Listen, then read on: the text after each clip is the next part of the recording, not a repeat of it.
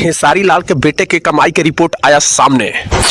एक महीने में खेसारी लाल के बेटे इतने करते हैं कमाई की आप जानकर हो जाएंगे हैरान। 12 साल की उम्र में खेसारी के बेटे ऋषभ ने इतने करने लगे हैं कमाई की बड़े बड़े के उड़ गया है नींद। खेसारी लाल को भी अपने बेटे के 1 महीना के कमाई देखकर उड़ गया होश। सारी जानकारी इस वीडियो में।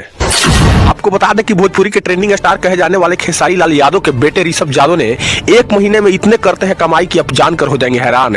1 महीने के इनकम का रिपोर्ट जैसे ही सामने आया तो खेसारी लाल को भी यकीन नहीं था कि मेरा बेटा 1 महीने में इतना कमाई करेगा। दरअसल मैं बता दूं कि 12 साल की उम्र में खेसारी लाल के बेटे ऋषभ ने 1 महीने में इतने कमाई करते हैं कि बड़े बड़े लोग स्टार लोग को भी सोचना पड़ेगा कि 1 महीने में मैं कमाऊं। इनका रिपोर्ट आया जब सामने तक खेसारी लाल भी हैरान हो गए। 1 महीने के कमाई ऋषभ के जानकर आपको भी हैरान होगी। इसके लिए वीडियो के अंत तक बने रहें। आइए हम जानते हैं कि खेसारी लाल का बेटे ऋषभ ने 1 महीने में कितने कमाई कर लेते हैं।